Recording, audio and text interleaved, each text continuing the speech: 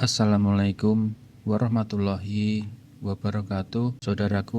Saudaraku sekalian, mungkin ada beberapa di antara kita yang tumbuh dengan pengalaman agama yang berat. Islam terasa seperti daftar panjang aturan. Ini haram, itu dosa, salah sedikit diancam neraka. Tuhan seolah digambarkan sebagai polisi kosmik yang siap menilang setiap kesalahan kecil. Lama-lama capek, lalu lahirlah kalimat "saya percaya Tuhan, tapi saya lelah dengan agama". Kalimat seperti ini tidak muncul dari ruang kosong. Ini lahir dari pengalaman beragama yang hanya menekankan hukuman, tapi lupa menghadirkan cinta dan penjelasan. Padahal kalau kita buka Al-Quran, Allah berulang kali mengajak kita untuk memakai akal. Allah berfirman bahwa sesungguhnya dalam penciptaan langit dan bumi terdapat tanda bagi orang-orang yang berakal. Quran Surat Ali Imran 190-191. Kata-kata seperti yaqilun, yatafakkarun, yatadabbarun muncul berkali-kali. Artinya apa? Iman dalam Islam bukan disuruh mati lampu dalam tanda petik, tapi justru on maksimal. Beriman bukan berhenti berpikir. Beriman itu berpikir sampai tuntas, lalu menyadari kita ini makhluk yang terbatas. Saudara-saudaraku, seiring waktu kita selalu bertanya, kenapa harus sholat 5 waktu? Kenapa harus puasa? Kenapa ini dilarang, itu dilarang? Biasanya jawabannya adalah pokoknya itu perintah Allah, jangan banyak tanya. Dari situ tanpa sadar kita belajar definisi iman yang keliru. Iman sama dengan tidak boleh bertanya. Padahal lihatlah kisah Nabi Ibrahim alaihissalam diabadikan dalam Quran Surat Al-An'am. Beliau berdialog dengan dirinya sendiri, melihat bintang, bulan, matahari, lalu menolak semua itu sebagai Tuhan karena semuanya itu tenggelam dan berubah. Iman beliau lahir dari proses berpikir kritis, bukan sekedar ikut-ikutan. Itu artinya kalau hari ini Anda punya banyak pertanyaan, ragu, bahkan sedikit skeptis. Benarkah Allah itu ada? Kenapa harus Islam? Jangan langsung merasa itu dosa terbesar. Bisa jadi itu tanda akal sedang lapar. Yang berbahaya bukan banyak bertanya, tapi malas mencari jawaban, atau bertanya ke orang yang hanya marah dan tidak memberi ilmu. Rasulullah justru memuji orang yang mencari ilmu. Barang siapa yang Allah kehendaki kebaikan padanya, Allah akan pahamkan dia dalam agama. Hadis riwayat Bukhari Muslim. Dipahamkan itu berarti diajak mikir, bukan hanya disuruh diam dan patuh. Sekarang mari kita mulai dari pertanyaan paling awal. Kenapa kita butuh Tuhan? Di era modern, sains sering dipertentangkan dengan agama, seolah kalau mau ilmiah harus dingin, ateis, dan kalau sudah percaya Allah berarti tidak ilmiah. Padahal kalau kita jujur melihat alam, justru semakin ilmiah, semakin sulit menolak adanya desain. Lihat saja ke tubuh kita. DNA itu apa? Dia adalah kode informasi yang tersusun rapi, berisi instruksi bagaimana membentuk mata, jantung, sistem imun kita. Secara logika sederhana, di balik kode itu selalu ada penulis kode.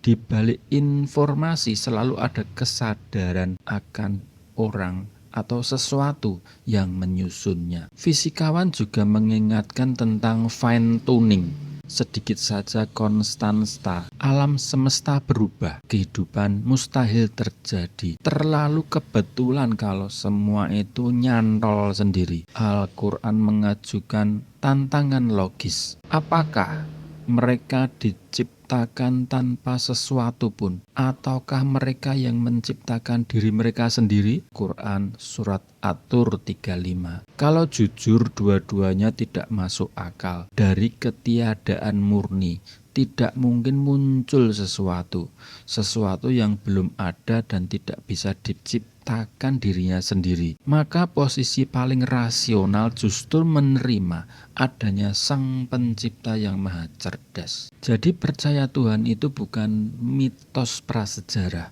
Justru itu kesimpulan logis jika kita konsisten memakai nalar. Pertanyaannya mungkin bergeser. Kalau sudah mengakui ada Tuhan, kenapa harus Islam? Kenapa banyak sekali aturan? Alkohol tidak boleh, zina dilarang, ada batasan pergaulan, harus sholat, harus puasa. Sering kita melihat syariat seperti borgol, padahal syariat itu lebih mirip seperti user manual. Bayangkan di Indonesia beli sebuah sepeda motor atau mobil yang mahal, disertakan sebuah buku manual, ganti oli sekian kilometer, isi bensin jenisnya ini, jangan lewatkan servis rutin. Apakah kita marah kepada pabrikan? Kenapa membatasi kebebasan saya dalam isi solar di mobil bensin? Ya silakan saja, tapi siap-siap mobilnya jebol.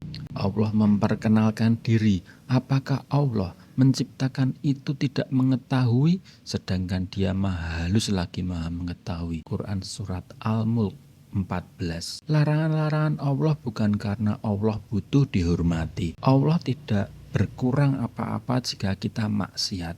Aturan itu bukan untuk melindungi diri kita dari diri kita sendiri. Contoh, larangan alkohol.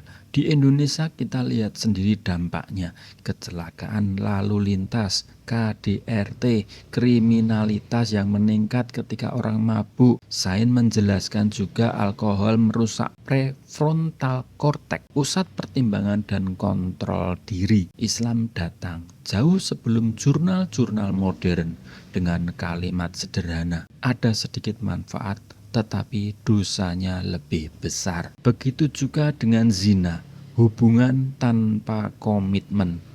Di kota-kota besar di Indonesia kita mulai bicara soal broken home, fatherless, anak tumbuh tanpa figur ayah yang utuh. Psikologi modern menjelaskan dampak luka keterikatan emosional, kecemasan, rasa tidak aman. Islam sejak awal menutup pintu mendekati zina bukan sekedar zinanya saja. Ini bukan kejam, tapi proteksi jangka panjang atas jiwa dan struktur keluarga. Syariat kalau dibaca pelan-pelan sebenarnya berkata, aku Allah yang menciptakanmu, tahu apa yang membuatmu hancur dan apa yang membuatmu utuh. Sekarang kita masuk ke sesuatu yang kadang paling teknis, yaitu sholat. Kenapa sih harus 5 waktu?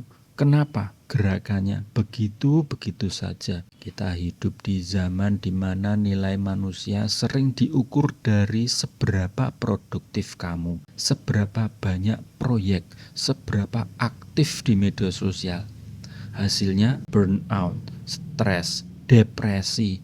Banyak orang di kota-kota besar secara materi tidak kekurangan, tapi hati gelisah, kurang tidur, dan sebagainya. Sholat, kalau dipahami adalah counterculture dari kegilaan dunia modern.